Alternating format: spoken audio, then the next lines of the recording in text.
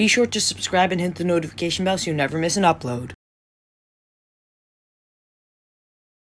Subscribe to Next Up and all of its members. The link to all those channels will be in the description below. Today I'll be showing you guys part 3 of my top 50 players in the NBA right now. This part will include numbers 30 through 21. So let's get started. At number 30, I have Bam Adebayo. Ever since Hassan Whiteside got traded from the Heat, Bam Adebayo has shown that he should have been starting the entire time.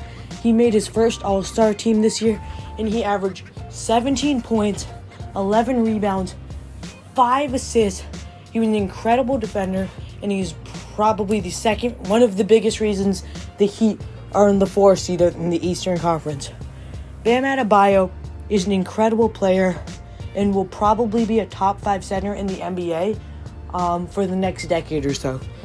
The only thing he can't really do is shoot threes, which I think he will develop because of his hard work ethic and his decent mid-range shot. Bam Adebayo is the second best passing big man in the league. He can do pretty much everything, and he is the definition. I think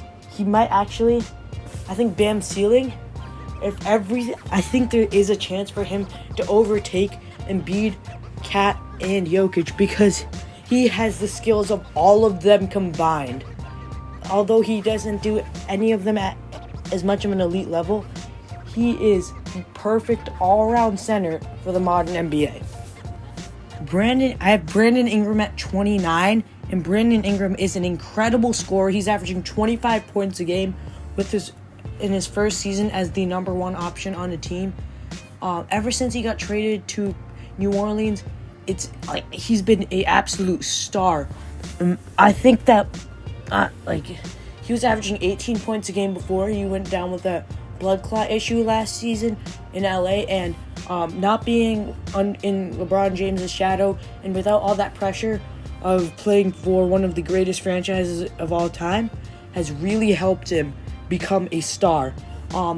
He's arguably the best player on a team that, even though is in the 9th seed, is probably like a top 10 team in the NBA. Yeah, I think the Pelicans are a top 10 team in the NBA. And because Brandon Ingram, Zion, Drew Holiday, and Lonzo, along with Derek Favors and JJ Redick, those 7 players are leading this team to greatness. Overall, I think Brandon Ingram has superstar potential and is one of the best young stars in the NBA today. At number 28, I have Chris Middleton. Chris Middleton is in my opinion, a top 10 second option in the NBA. He's an incredible all-star level player. He is the perfect second option for Giannis, and he is basically a toned-down Klay Thompson, in my opinion. He's obviously not as good of a shooter, but he still stretches the floor, and he is, I believe, 0.1% away from having a 50-40-90 season. Yeah. Even with the loss of Brogdon, Chris Middleton has stepped it up big time to help the Bucks be one of the greatest teams, and be one of the greatest regular season teams of all time. And he has really helped Giannis get to this level. Giannis would not be this good without Chris Middleton stretching the floor for him and being able to have catch and shoot. Be able to hit catch and shoot threes when Giannis is being stopped. Chris Middleton is the perfect second option for Giannis and is one of the best catch and shoot 3-and-D players in the entire NBA. At number 27, I have Devin Booker. Devin Booker is an incredible offensive player and is averaging 26 points a game. He has made his first All-Star team, and he'll probably make many more in the future. That being said, he is a horrible defender, a bad leader, and I don't think he can be the number 1 option on a championship contender. There's rumors of him going to the Timberwolves, which I don't think that's going to work out properly. Devin Booker's defense is horrible, and put that with D'Angelo Russell's defense, that team would give up like 500 points a night. Devin Booker is hasn't led his team to anything. And even this season, they're the worst team that's been invited to Orlando, and the Suns need to get another star on this team. Besides maybe DeAndre Ayton can progress into that, but I don't think Devin Booker can be the number one option on a championship team. Next up, at number 26, I have Chris Paul. Chris Paul is an incredible leader, a great defender, and is just like a nice veteran that any team would like to have. His contract is still horrible, but it's not as bad as everyone thought, because he is still a great player and an all-star level player. Chris Paul is a top 7 point guard in the NBA. Maybe you could say top 8 because of John Wall, but in my opinion, I have him at number 7. And even though he's only averaging about 16 points and anywhere, but I think it's 8 assists or 7 assists, something like that.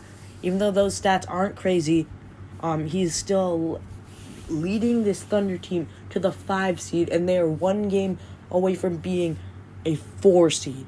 Chris Paul has shown that age is just a number, and even though he's out of his prime, he is still an all-star level player. At number 25, I have Rudy Gobert. Rudy Gobert is arguably the best defender in the NBA. His defensive impact is crazy, and his offense, even though I know it's not a star level, it's still pretty underrated. He's averaging about 16 points a game, which isn't bad. He led the league in field goal percentage last season. He's very efficient. He's a great inside player. He's also great at blocking shots and rebounding. And he made his first All-Star team this season. He's a multiple-time Defensive Player of the Year, and he's a multiple-time All-NBA player. At number 24, I have Donovan Mitchell.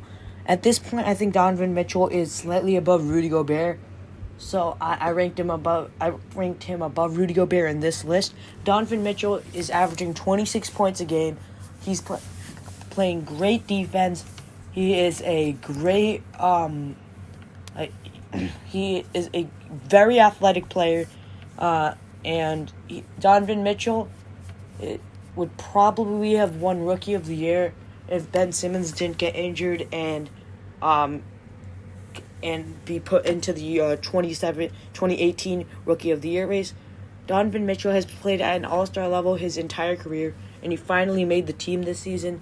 He has led his team to the 4 seed in the Western Conference, even though the Jazz gave up so many assets to get Mike Conley. Donovan Mitchell was still able to lead them this far, and he's been a great leader, especially for how young he is, and he probably is going to be a superstar by the end of his career. At number 23, I have Kemba Walker. Kemba Walker is, in my opinion, the 6th best point guard in the NBA. He's arguably, you could say he's a top 5 point guard in the NBA, and I wouldn't be mad at you. This season, he's been the 2nd best player on the Boston Celtics. He's a great scorer, a great leader, and he's also a pretty good defender, especially since he's only 6'1". Kemba Walker has really helped the Celtics become better than they were last season, even though the Celtics lost Terry Rozier, Al Horford, and Kyrie Irving, and only replaced all those players with Kemba Walker. Kemba has really helped Jason Tatum, Jaylen Brown, and Gordon Hayward get to a much better level and really help fix the chemistry in the locker room. Kemba Walker led the Boston Celtics until Jason Tatum was ready to become that leader. So I think Kemba Walker 100% deserves this spot.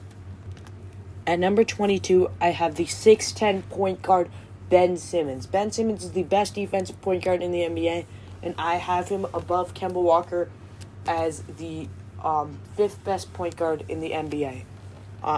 Ben Simmons is the only bad thing about his game is he can't shoot, but I know that's a big thing to not be good at, especially in the modern NBA. But he does everything else to perfection, and even without shooting, I think he's a top 25 player in the NBA, and he would probably be top 20 if he learned how to shoot threes. And I think he said he will shoot 40% from 3 starting next season, which I don't think he can do that, but I think he might be able to get to 30% from three if he just, because he has, I think if he works hard enough, he can do it. He can shoot over everyone else at his position, and he's one of the best, like I said, he's one of the best point guards in the NBA. He's one of the best defense players overall, and he is the definition of a positionless player. Everyone said that the Raptors couldn't win without Kawhi at the beginning of the season. They are on pace to have a better record than they did last season, and most of it is because of Pascal Siakam. I think Kawhi leaving helped Pascal really become the leader and all NBA level player that he is. He was an all-star starter, and I think he will be a superstar in the future. I think he will take another incredible leap next season and become one of the best players in the NBA. This man came out of nowhere, and he has been an incredible leader and definitely the biggest reason why the Raptors are in the 2 seed in the Western Conference, even though they lost arguably the best player in the NBA. That's it for this video. Be sure to like and subscribe if you haven't already, and hit the notification bell so you never miss an upload. Comment down below who you think will be in the next 2 parts of this series. And anyways, also subscribe to Next Up, and that's it for this video. So bye.